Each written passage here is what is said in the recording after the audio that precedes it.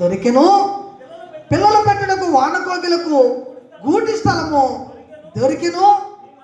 అదిగో ఆ మాట చూడండి, నీ మందిరమందు నివసించువారు ధన్యులో, వారు నిత్యము నిన్ను. ఈ మాట గమనించండి అండి, నీ మందిరమునందు నివసించువారు ఏంటంట ధన్యులు, వారు నిత్యము నిన్ను స్తుతించేది. ఇప్పుడు నేను అడుగుతున్నానండి, మీరు నిత్యము దేవుని స్తుతిస్తున్నారా?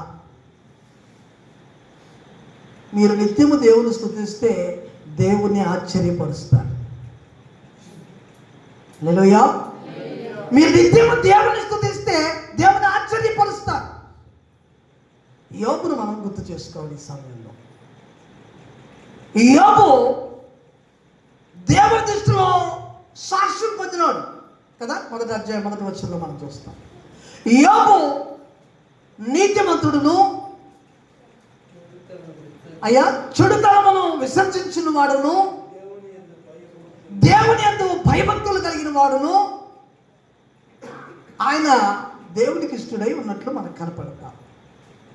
అటువంటి దేవుని సన్నిధిలో నమ్మకంగా బతుకుతున్నటువంటి యోబుకు ఏమొచ్చిందో తెలుసా? చెప్పండి, ఏమొచ్చింది? సాతాను ఎంటర్ అయ్యి పరలోకాన్ని దగ్గరికి వెళ్ళి, దేవుని దగ్గరికి వెళ్ళి ఏమనిందో తెలుసా? ఓ దేవా,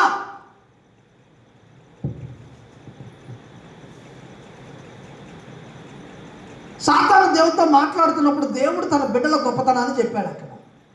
ఓ సాతానా, నా సేవకుడైన యోబును చూడు, ఎంత నీతిగా ఉన్నాడో, యథార్థంగా ఉన్నాడో, ఎంత భక్తిపరుడో, ఎక్కడైనా సమయాన్ని వృధా చేసినట్టు కానీ, ఎక్కడైనా నన్ను ఆరాధించకుండా ఉన్నట్టు కానీ నువ్వు చూపించగలవా అని అంటే, అతను చాలా కుయుక్తిగా మాట్లాడి, నువ్వు చెప్పినావులే, ఉండవయ్యా, ఏంది నీ యోబు గొప్పతనము?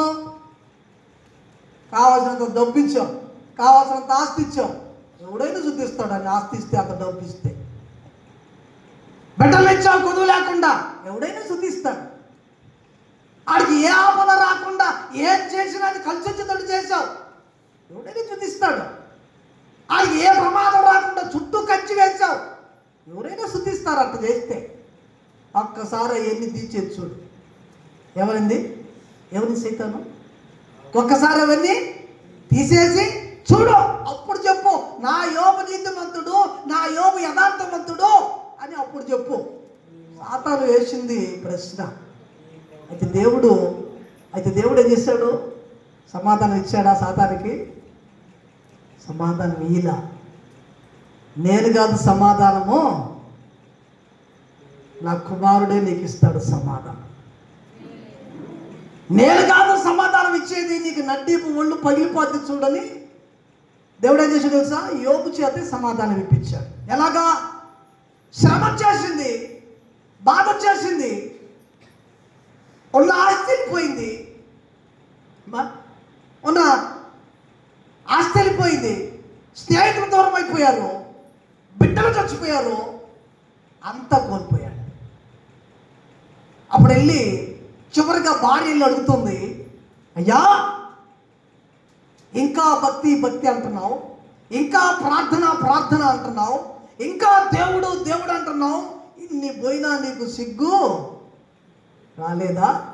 ఇప్పుడైనా కానీ ఆ దేవుణ్ణి తుణీకరించి, ఆ దేవుణ్ణి దూషించి చచ్చిపో, ప్రశాంతత దొరుకుద్ది నీకు అని అంటుంది.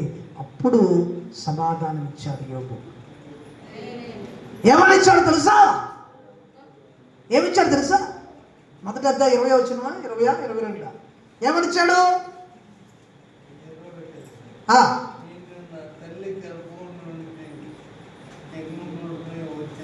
నేను నా తల్లి గర్భం నుండి దిగంబరుడై వచ్చి తిని దిగంబరుడై మరలా అక్కడికి వెళ్తాను, యెహోవా ఇచ్చెను, యెహోవా తీసుకొనిను, యెహోవా నామానికే మహిమ కలుగునుగాక అన్నాడు. హల్లెలూయా చెప్పండి గట్టిగా. ఈ మాట చెప్పింది ఎవరికో తెలుసా? వాళ్ళ భార్య కొనుక్కుంటున్నారా?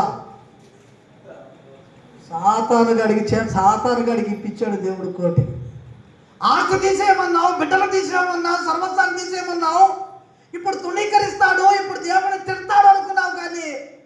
తిట్టాడా నా బిడ్డ? తిట్టాడా? ఇప్పుడు నేను అడుగుతున్నాను దేవుని బిడ్డారా, దేవుని సన్నిధికి వస్తున్న నీవు సంతోషంలోనే స్తుతిస్తున్నావా, దుఃఖంలో కూడా స్తుతిస్తున్నావా? సంతోషంలోనే గుడికి వస్తున్నావా, దుఃఖంలో కూడా గుడికి వస్తున్నావా? దేవుడు ఆశీర్వాదాలు ఇస్తున్నప్పుడే ఆయన ఆరాధిస్తున్నావా, ఆశీర్వాదాలు తీసేస్తున్నప్పుడు కూడా ఆరాధిస్తున్నావా? ఇప్పుడు మీరు ఆలోచించాలి దేవుని బిడ్డారా. చాలామంది గుళ్ళకు వచ్చేవాళ్ళు, ప్రభుని ఆరాధించేవాళ్ళు ఆయన అన్ని ఇస్తేనే ఆరాధిస్తున్నారు. ఆయన మేలు చేస్తుంటేనే ఆరాధిస్తున్నారు. ఆయన అద్భుతాలు చేస్తుంటే నా దేవుడు నా దేవుడు అని సాక్ష్యాలు చెప్తున్నారు. అదే నీ ఆస్తిని పీకేస్తే, నిన్ను నిందల పాలు చేస్తే, నిన్ను రోగాల పాలు చేస్తే, అప్పుల పాలు చేస్తే, శోధనలో చిక్కుకుంటే నీ నోట్లోంచి వచ్చే మాట ఏంటి? నోట్లో వచ్చే మాట ఏంటి? నువ్వేమని సమాధానం ఇస్తున్నావు? యోబులాగా సాక్ష్యం ఇవ్వగలుగుతున్నావా? అందుకే యోబును దేవుడు చూపించి సాతానుకు జవాబు ఇచ్చినట్లు ఈరోజు కూర్చున్న మనందరితో కూడా లోకానికి దేవుడు జవాబు ఇవ్వాలని కోరుకుంటున్నాడు. ఏమని వాళ్ళు తెలుసా? నా బిడ్డ చూడు, నిందల్లో నడిచిన, అవమానాలు నడిచిన, సూటుపోటు మాటల మధ్య నడిచిన, ఇదిగో లోకులు కాకులై పొడుస్తున్నా తన విశ్వాసాన్ని పోగొట్టుకోలేదు, తన ప్రార్థనా జీవితాన్ని పోగొట్టుకోలేదు. ఆఖరికి మరణ పడకల్లో పడుకున్న నా దేవుడు రక్షిస్తాడు, ఒకవేళ రక్షించకపోయినా నాకు సంతోషమే. ఎవరు చెప్తారండి ఈ మాటలో? విశ్వాసం ఉన్నోళ్ళ, విశ్వాసం లేనోళ్ళ? విశ్వాసం ఉన్నోళ్ళైతే ఈ మాట చెప్తారు, విశ్వాసం లేనోళ్ళైతే ఏ మాట చెప్తారు తెలుసా? ఏటో దేవుడు ఇంకా పరీక్షిస్తున్నాడు. దేవుడు నాకేం మేలు చేయలా, దేవుడు ఏడున్నాడు, దేవుడు నేను ఇంత అగాధంలో